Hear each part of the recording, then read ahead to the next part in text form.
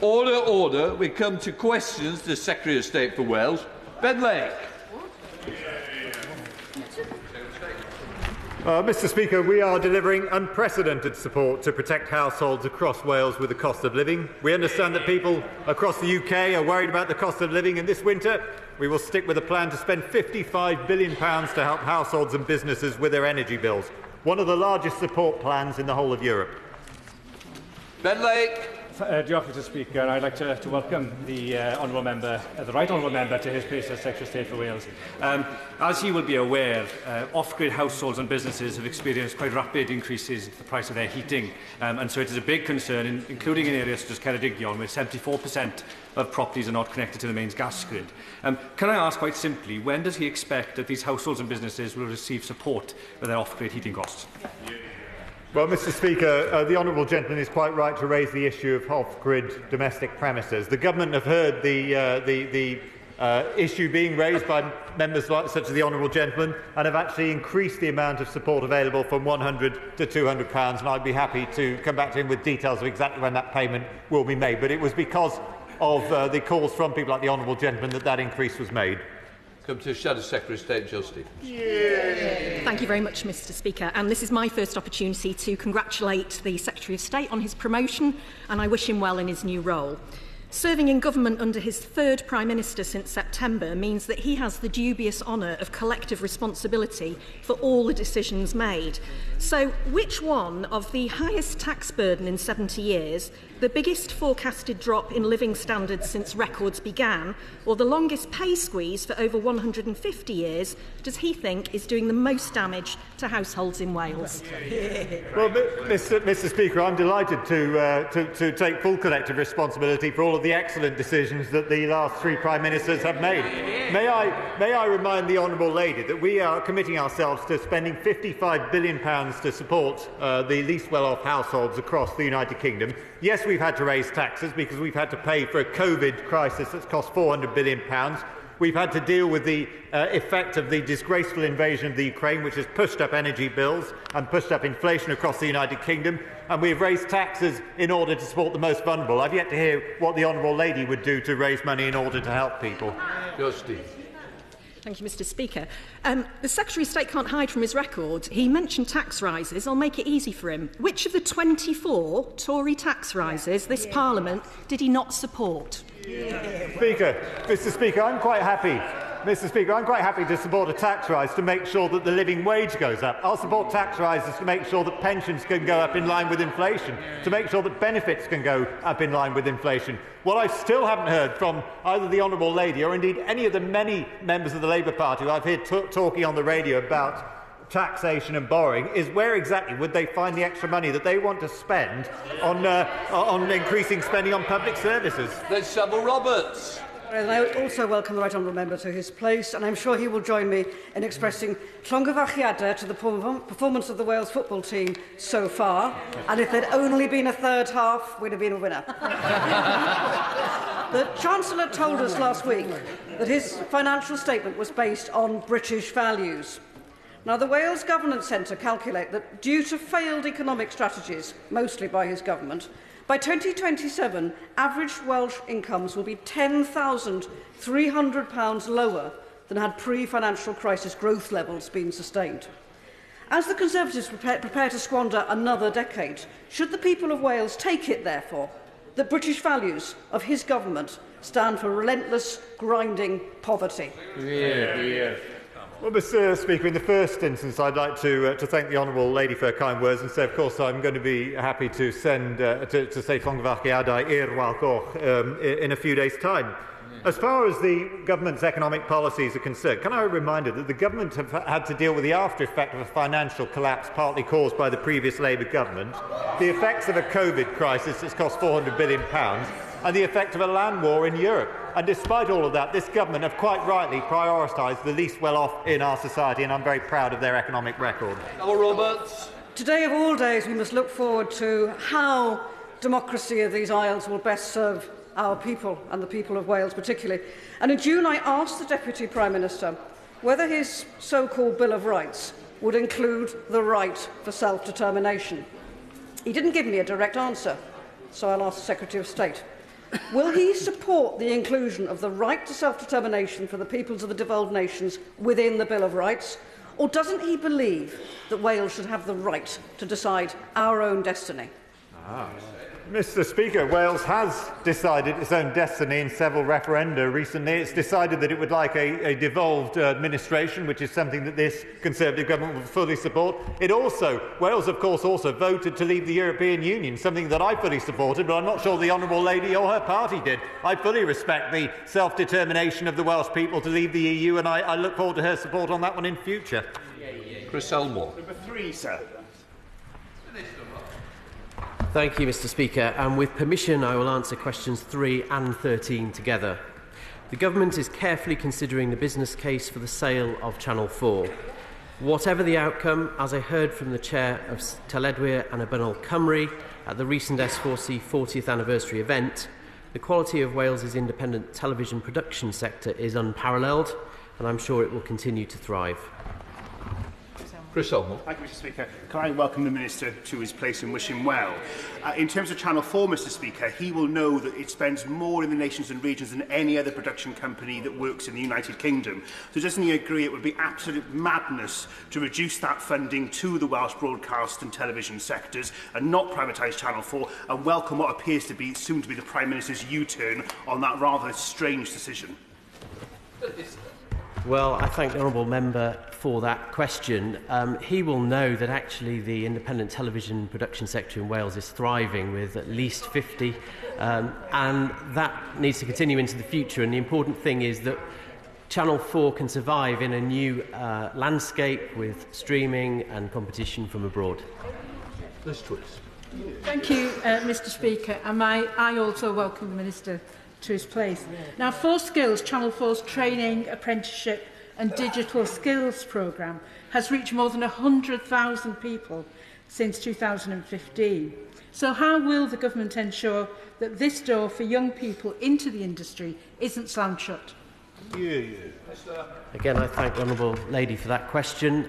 She raises a very important point, and I feel sure that will be at the forefront of the Government's considerations when they look at the business case and the implications of Channel 4 privatisation. Michael Fabricant. Would my honourable friend take this opportunity to praise the work of the production companies, not only in Cardiff, but Aberystwyth and elsewhere in Wales? But is he aware that some of these companies are actually quite frustrated with Channel 4, feeling they can't get a look in? Some of them would actually welcome a change of management. I thank him for that question, and that will need to be subject to the review, those considerations. But I think the important thing to emphasise is the long list of productions from Wales that we all know well, and we must see that continue. William Bragg. Can I welcome the appointments of my honourable friend, who is surely one of the ablest ministers in his Manchester's government? And I would be interested to know of his recent assessments on the television production industry of Wales and the ever-expanding media city in Greater Manchester.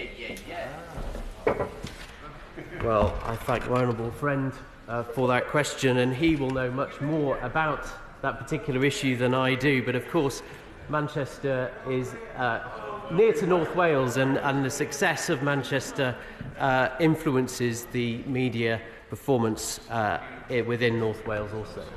Deidre. For Mr. Speaker. Well, with your permission, Mr. Speaker, I will answer questions 4 and 14 together. The Bill of Rights will continue to protect the same rights and freedoms currently in place, but will restore a common-sense approach to human rights, safeguarding the public interest and respecting the will of Parliament. Deidre Brown. Thanks, Mr. Speaker. The Secretary of State previously and then failed to answer the Plaid Cymru leader's question on this, so I'll have another go. The right to self-determination is set out in Article 1 of the International Covenant on Civil and Political Rights. Will the proposed British Bill of Rights uphold this by enshrining the right of self-determination for the peoples of Wales, Scotland, England and Northern Ireland? Mr. Speaker, the Bill of Rights is a reserved matter, a matter clearly reserved for the UK government. The UK government will always respect the right of devolved administrations to legislate in areas for which they are responsible, and we would assume that the devolved administrations will respect the right of the UK government to legislate in areas in which it is responsible. That is what respect and self-determination is all about. Owen Thompson. Thank you, Mr. Speaker. Now, again, I don't think that quite got to the point of this, but the Joint Committee on Human Rights have recommended in their report last year that the UK Government should not pursue reform of the Human Rights Act without consent of the Scottish Parliament, Welsh Synod and the Northern Ireland Assembly. And as the UK Government have failed to do so, does the Minister not see the vital need for devolved nations to have a right to self-determination enshrined in law? Mr. Speaker, I think that the devolved nations such as Wales will be very pleased that my right honourable friend is bringing in a piece of legislation that is going to stop the ridiculous time wasting where people can take endless appeals at public expense into the courts to challenge judicial decisions. Mr. Speaker, what the Bill of Rights isn't going to do is take away fundamental freedoms such as the right to wear the suffragette colours in the national parliament, something that I'd like members of that particular party to support in their own chamber. Oliver Hill. Does my right honourable friend agree with me that the Bill of Rights places at the top of the decision-making tree for rights the Supreme Court?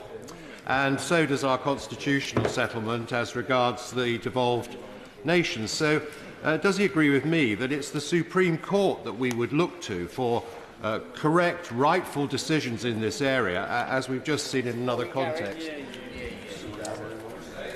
Well, Mr. Speaker, I would agree with the honourable gentleman, and I certainly think it's incumbent on all of us in this chamber to support decisions of the court, as I'm sure all of us do.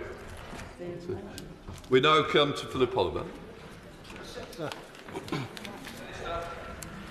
Thank you, Mr. Speaker. I was delighted to hear the first shipment of British lamb left from Wales to the USA last month. The USA lamb market is estimated to be worth £37 million over the next 5 years, with over 300 million consumers who can now access and enjoy our world-renowned Welsh lamb.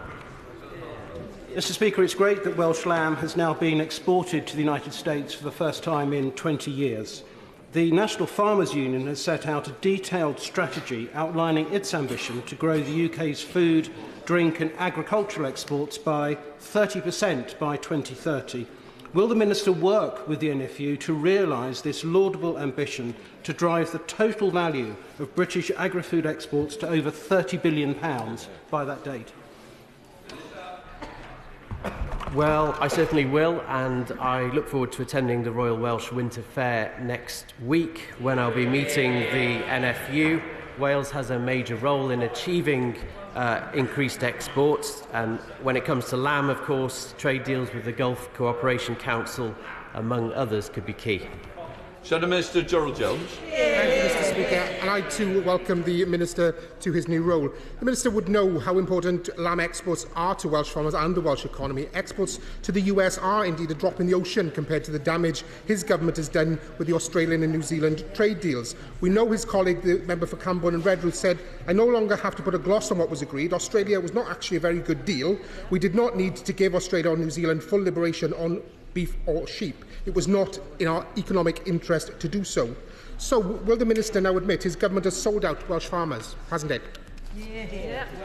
Well, I think he'll recognise that we import more from Ireland than from Australia, and in actual fact, if you look at Australia and New Zealand, their markets are very much in Southeast Asia in terms of rapidly expanding markets. So we need to look at the pros and cons of trade deals, and there are certainly many pros to the trade deals for the British economy. Tonia Antoniazzi. Question number 7, Mr. Speaker. Thank you, Mr. Speaker. Wales plays a critical role with 2 of the UK's 3 liquefied natural gas terminals supplying gas through Pembrokeshire to the grid. Wales is well placed to build on this record, with prime sites for new nuclear projects in North Wales and floating offshore wind in the Celtic Sea. We will continue to champion these opportunities across government. Tony Antoniazzi. Mr Speaker, off-grid households in Wales, including many of them in my constituency, are still waiting for the announcement on how they will receive support with their rising costs. The ongoing cost of living crisis is not the only issue. People who rely on off-grid energy are hostages to what has become an increasingly unstable market, and it's only set to get worse. And look, Mr Speaker, at the risk of sounding like a broken record, does the Minister believe it's finally, where the previous government has failed, is it finally time for this government to back new renewable energy like the Swansea Council's Blue Eden Lagoon project and get a grip of a tidal lagoon in Swansea? Thank the Honourable Lady for that question, and I'd be interested to read more about the Blue Eden project. I understand it has had community renewal funding to look at the prospect for that to progress, and I will certainly follow it with great interest. We now come to Chair Select Committee, Stephen Crowell.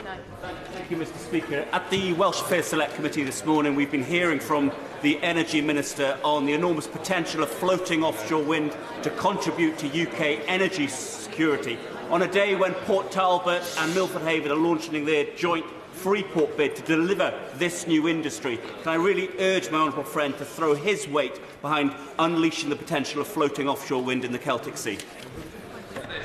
Well, I thank my right honourable friend, and actually had a meeting only yesterday with a developer that is interested in floating offshore wind. It has the potential to contribute massively to the renewable energy requirements that this country requires, and of course South West Wales is absolutely key to that. Lynn Harris. Question 8, Mr Speaker. Mr Speaker, I have frequent discussions with my ministerial colleagues on a range of matters, including the cost of living. And this year I'm very pleased to say that as a result of the autumn statement, this government will be spending £55 billion to help households and businesses with their energy bills. And we've also announced further support for 2023-24, so that the most vulnerable households will continue to be supported. Thank you, Mr Speaker. Swansea East-based charity Faith in Families support 500 households a week who are struggling to pay for food, energy and living costs. Currently, they raise the money to provide vouchers for toys so that children will be able to open a gift on Christmas morning. The Everyone Deserves a Christmas campaign, also based in Swansea, are desperately trying to raise funds to provide festive hampers for these families. Community organisations are doing their bit to ensure that nobody goes without this Christmas. What's the government going to do? Well, firstly, Mr Speaker, I'd like to commend the Honourable Lady for her support for the hamper campaign, and I believe that my own office in the past, possibly as part of the same campaign which she's championed, have sent hampers out, and I'm sure other members may want to do so. As far as the wider issue, of course, we all accept that a Christmas hamper isn't going to solve economic problems.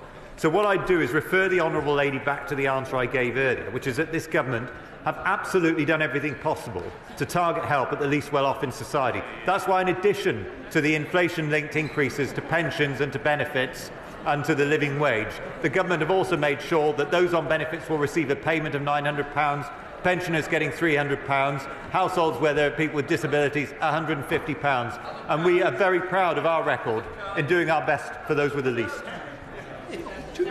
Speaker, and can I welcome my right honourable friend to his position? My right honourable friend just highlighted the range of generous support that's been made available to households facing the energy crisis. But Park Home residents are still waiting for clarification. They will receive their support. The government has clearly made strong, warm commitments to Park Home residents. When does he think the government will be in a position to explain technically how money will be made to those households? Mr Speaker, I thank the right honourable gentleman for his kind words, and I know that he's raised this issue on a number of occasions. I am told that there are going to be details forthcoming imminently on that particular point, and I'm sure that other colleagues who are more directly involved in this have heard the honourable gentleman's question and will be responding to him very shortly. Sir Tony Lloyd. Mr Speaker. Mr Speaker, I have regular discussions with Cabinet colleagues on a wide range of transport measures, including HS2. HS2 will enable quicker and more frequent train services to North Wales via the Crewe Northern Connection and will improve connections from North Wales to the HS2 network, potentially bringing passengers within 2 hours and 15 minutes of London. Sir Tony Lloyd. Mr. Speaker, the Secretary of State must recognise, though, that North Wales in particular can only obtain the benefit of HS2 with proper connectivity, and that means electrification of the North Wales line. Will he guarantee that that will take place, or if not, will he accept that's a betrayal of the interests of the people of North Wales? Well, Mr. Speaker, I don't necessarily think it would require electrification of the North Wales line. With respect, there are proposals at the moment to make improvements to the North Wales line, which would be more based around changes to signalling, which will allow more trains to run on the track. I don't pretend to be a rail engineer, but the proposal I've seen do not include electrification, but would increase journey times across the North Wales line, and therefore feeding into Crewe would increase journey times between North Wales and London and bring benefits to all passengers. Civilians. Teresa Villiers. Question number 10, sir. Thank you, Mr. Speaker. The Right Honourable Member has long championed a deposit return scheme since her time as Secretary of State for DEFRA. DEFRA regularly discussed coordination of the implementation of the scheme with the Welsh Government, and it was an agenda item at the recent Environment, Food and Rural Affairs Interministerial Group, which I attended. Teresa Villiers. This is a really important scheme. It will help tackle plastic waste and litter. People want it to be introduced. It'll be much more successful if it's coordinated between Cardiff, Edinburgh and London. Please can the government make progress on delivering it right across the United Kingdom? Yeah. Well, I couldn't agree more. Non-aligned deposit return schemes across the UK risk creating barriers to trade, breaking up supply chains, increasing costs to business and reducing the choice and availability of products in Wales. And in recent days I've met the Society of Independent Brewers, British Glass, the Wine and Spirit Trade Association and UK Hospitality to discuss these issues, and I'll be doing all I can to encourage UK-wide coordination. Virginia Crosby. Question 11, Mr. Speaker. Mr. Speaker, I met with officials from the Department for Levelling Up Housing and Communities last week to discuss this very subject. And I feel confident that there are going to be several high-quality bids from Wales. The bidding process closes tomorrow at 6 p.m, and I look forward to the announcement being made early in 2023. Virginia Crosby. Croeso, may I welcome the Secretary of State to his place. And would the Secretary of State join me in thanking all those that support Anglesey's bid to become a Freeport? And does he agree that a Freeport in Wales delivers on our Conservative manifesto commitment and will strengthen Wales's bond with the UK government and our important union? Mr. Speaker, I'm absolutely delighted to agree with the Honourable Lady and indeed to thank all those who've been involved in Freeport bids across the whole of Wales. Freeports have the potential to spread wealth across the areas in which they're established. They deliver on the government's commitment to level up, and they're an example of the benefits of Wales to being a part of the Union. So I'd like to congratulate my right honourable friend, the Honourable Lady, who has spoken on this issue on 26 occasions, and I look forward to that announcement being made in February. Paul Williams. Speaker, we have seen many claims about the number of jobs that will be created in Holyhead. Can the Secretary of State give me a precise assessment or even a wild guess as to how many jobs will be created? How many of them will be new? How many will be merely transferred from other areas? Mr. Speaker, I have certain powers as Secretary of State, but the powers of absolute clairvoyance are not amongst them, and therefore I find it rather difficult to give an exact figure of the number of jobs that would be created as a result of any one of the many projects the government are doing to level up across the United Kingdom. But what I can tell him is that where Freeports have been trialled in Humber and Teesside, they have created thousands of new jobs, and I look forward to seeing something similar happen no matter where a Freeport is established in Wales. Simon Baines. Question number 12, please, Mr. Speaker. Mr. Speaker, as a keen sportsman, I was absolutely delighted to visit the new 3G pitch at Bagland Field, which received funds from the UK Government's multi-sport grassroots facilities programme, which my right honourable friend, the Prime Minister, championed when he was Chancellor. I look forward to meeting with Welsh Government ministers next week to discuss this and other issues around sports as we cheer on our heroes in Team Cymru ar y wal goch. Simon Baines. Speaker. UK government funding for grassroots football facilities in Clwyd South this year has included £57,000 for upgrading the pitch at Ascol y Grango for the community hub and £20,000 for Pennachi Football Club, which is helping re-establish a girls' team. Would my right honourable friend agree with me that grassroots sport is vital for the health, well-being and quality of life of all our communities? Mr. Speaker, I would absolutely agree with my honourable friend, and that is why we have allocated £1.3 million to 17 projects in Wales to make the vital improvements to the changing room facilities and the artificial grass surfaces. Mr. Speaker, sports clubs are at the heart of every community in Wales, and Wales is at the heart of every community, of every decision taken by this government and this Prime Minister. Deidre. Indeed, Mr. Speaker. Well, as people up and down Wales celebrate Wales's success and wish them the best for the next couple of matches, this is an ideal and unparalleled opportunity to galvanise that enthusiasm and develop the grassroots football in Wales. The Football Association of Wales tell me that £12 million has been earmarked by DCMS for the development of the sport over the next few years, but could be threatened by the cuts announced by the Chancellor last week. So will the Secretary of State please now speak to the Secretary of State for Culture, Media and Sport and beg her to safeguard that money for the development of grassroots football